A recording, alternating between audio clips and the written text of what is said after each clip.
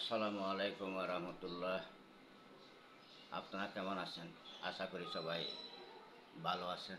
দেশে এবং বিদেশে দূর দূরান্তে যারা আছেন, আপনাদের সকলের জন্য আন্তরিক অন্তরঙ্গ প্রীতি এবং শুভেচ্ছা।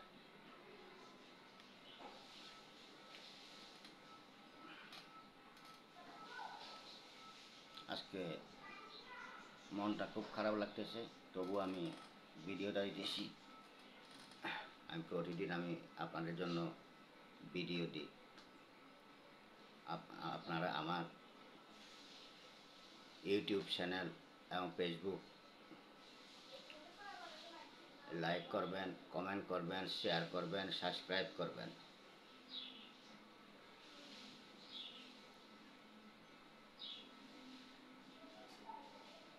আজকে কিছু কথা বলবো।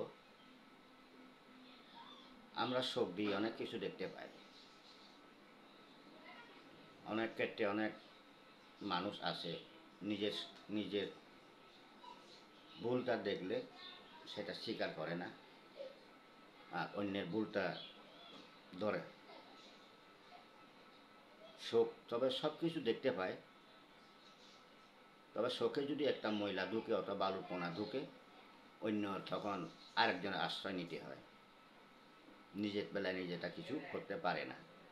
শোক শোক দিয়ে আবার আমার সামনের দিকে আমরা সব কিছু দেখি, কিন্তু পিছনেরটা আমরা দেখি না। আয়নাতে দেখলেও সব কিছু কিন্তু আমরা দেখতে পাই না।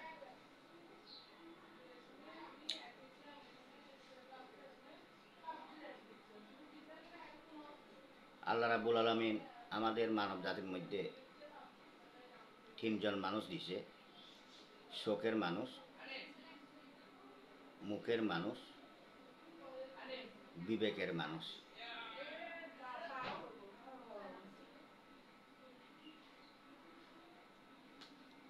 আমরা কিন্তু এখন কিন্তু কিছু কিছু মানুষ আছে বিবেক থেকে মানুষকে, যেটা কাবা শরীফ বলা হয়, ওখান থেকে কেউ কাউকে ভালোবাসতে দেখতেছি না, আমি দেখিও না। এই যে আমি প্রতিটি ভিডিওতে বলি, আপনারা যারা গাড়ি চালান, বাইক চালান, যে যেটাই চালান, তবে কম্পিটিশন করবেন না। তবুও কম্পিটিশন করে দৈনিক আপনারা একের পর এক এই কম্পিটিশনের কারণে মানুষ মারতেছেন। এটা ভুল, এটা অপরাধ। আপনারা যেগুলো করতেছেন এগুলো বড় ধরনের অপরাধ।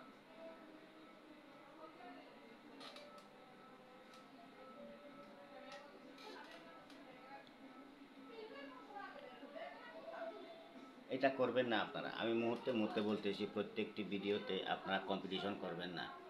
আপনারা নিজেও বাসান, অন্যদেরকেও বাসান। আর আপনারা যে যেখানে থাকেন না কেন, দেশে এবং বিদেশে দূর দূরান্তে,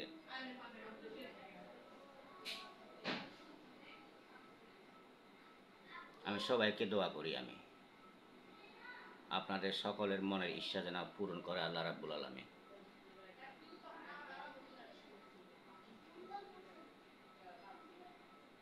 এই যে এখন যে পরিস্থিতি, মিছিল মিটিং নামে লুটপাট করতেছেন, এগুলো ভালো করতেছেন না। আপনারা যেগুলো করতেছেন এগুলো ভালো করতেছেন না, এগুলো অপরাধ।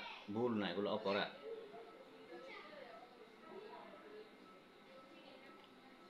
আপনারা যদি অপরাধ করে যদি সুখে শান্তি থাকার ইচ্ছা থাকে, সেটা ভুল, মতে পারবেন না। আপনারা এসব করবেন না। প্রত্যেকটি মানুষের সবচাইতে প্রিয় জিনিস কি? নিজের জীবন।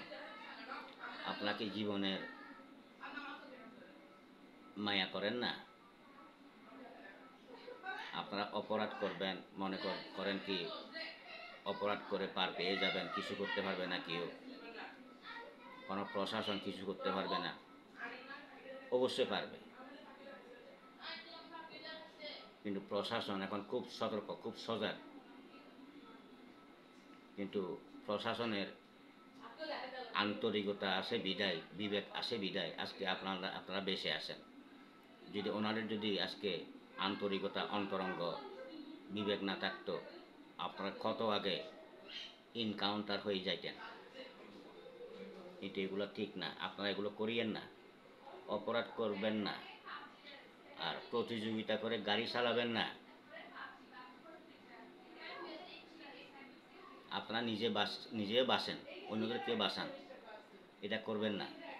প্রতিদিন এই প্রতিযোগিতার কারণে অনেক লোকের, অনেক মানুষের, অনেক শিশু বাচ্চার অকালে প্রাণ হারাচ্ছে আপনাদের জন্য। আপনারা শুধু এই প্রতিযোগিতার কারণে কেন এসব করবেন? আপনারা এসব করবেন না। আপনারা বুঝার চেষ্টা করেন, আপনাদের জীবনটা মায়া করেন। আপনাদের এক আঙ্গুলের শরীর দুই আঙ্গুল করতে আপনাদের মাতা পিতা অনেক কষ্ট করছে। এগুলো কেন করবেন? এগুলো করবেন না। আমি তো দেখতেছি এখন একটা মানুষের জীবন, আমরা যে মুরগি কিনি, ফার্মের মুরগি, দেশি মুরগি, পাকিস্তানি মুরগি, ঠিক এরকম মানুষের জীবন। কেন এরকম করবেন? মানুষ তো। আর যারা মানুষ না, মানুষের বাহিরে, আওতার বাহিরে, যেমন ইসরায়েল যেভাবে মারতেছে, ওরা তো মানুষের আওতার ভিতর পড়ে না। যদি মানুষের আওতার ভিতর পড়তো আজকে এটা করতো না। যেগুলো দেখা যাচ্ছে অনলাইনে, টিভিতে, পেপার, পত্রিকা, এগুলো মেনে নেওয়া যায় না, মতে মেনে নেওয়া যায় না। ছোটো ছোটো শিশুরা ওরা কী অপরাধ করছে? আল্লাহর কাছে যেগুলো দরখাস্ত দিতেছে ওরা, ওগুলো কি একদিনও কি আল্লাহর পক্ষ থেকে ইসরায়েলের উপরে গজব করবে না? ইসরায়েলের প্রধানমন্ত্রীগুলো তার সৈন্য সেনাদের উপরে গজব নাজিল হবে না? অবশ্যই হবে। যেগুলো করতে হয়েছে এগুলো ঠিক না, মেনে নেওয়া যায় না। এগুলো কতগুলো মেনে নেওয়া যায় না। ওই মানুষ বলে না, সুখে থাকলে বুতে কিলাই। শয়তান কিন্তু প্রথমত জয় হয়, পরে কিন্তু এমন ক্ষয় হয়, লুঙ্গি পরার, প্যান্টি পরার সুযোগ পায় না।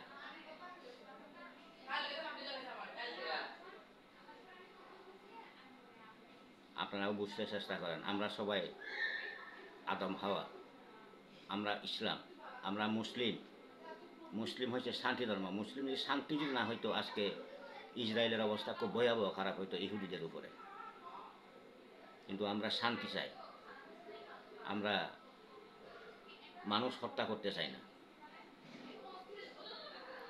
আমরা ইসলাম, শান্তি আমরা চাই, শান্তি ধর্ম আমাদের ধর্মটা।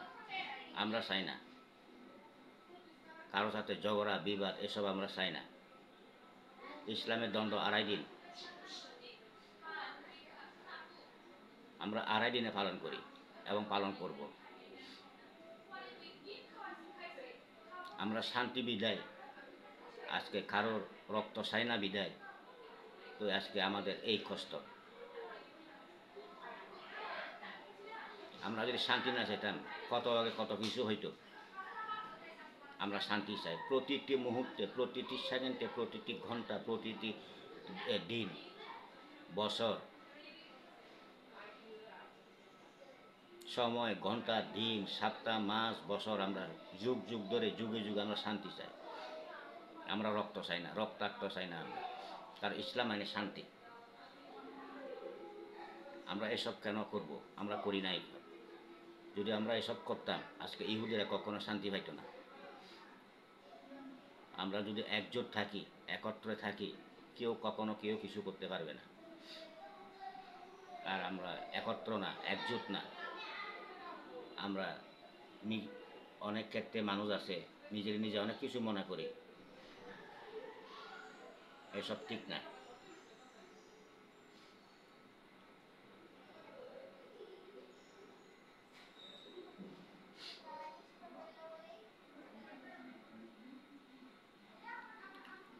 অনেক ক্ষেত্রে আছে, আমরা অনেক ক্ষেত্রে আছে মানুষ পড়ালেখা করার পরেও কিন্তু বিবেক নাই।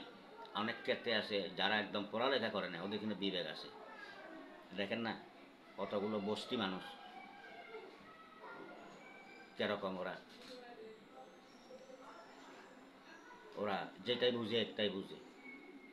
আর আমরা যারা শিক্ষিত হয়ে আমরা কি করতে পারতেছি? আমরা শুধু উগ্রতা বেশি করতেছি, কিন্তু এগুলো ঠিক না।